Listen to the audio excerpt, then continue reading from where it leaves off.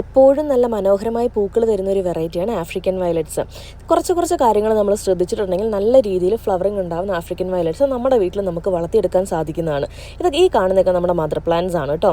അതായത് African വയലറ്റിൻ്റെ watering ശ്രദ്ധിക്കുക, അതേപോലെ ലൈറ്റിൻ്റെ പ്രസൻസ് ശ്രദ്ധിക്കുക, പോട്ടിൻ്റെ കാര്യങ്ങൾ ശ്രദ്ധിക്കുക. അതായത് ഒരു പോട്ടിൽ ഒരു പ്ലാന്റേ ഉണ്ടാവാൻ പാടുള്ളൂ. അതാണ് ഏറ്റവും കൂടുതൽ മെയിനായിട്ട് നമ്മൾ ശ്രദ്ധിക്കേണ്ടത്.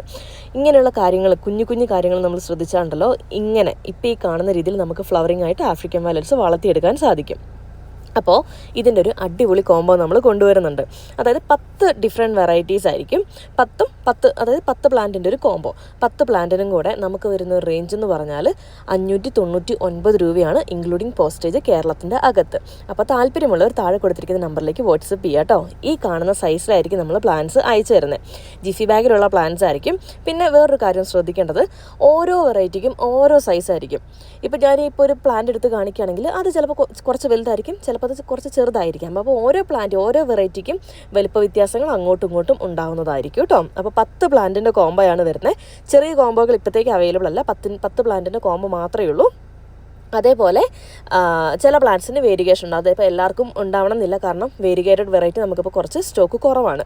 അപ്പോൾ 10 പ്ലാന്റിൻ്റെ കോംബോ 599 രൂപ, ഇൻക്ലൂഡിങ് പോസ്റ്റേജാണ്, കേരളത്തിൻ്റെ അകത്തേക്ക് മാത്രം 599 റുപ്പീസാണ് കേട്ടോ.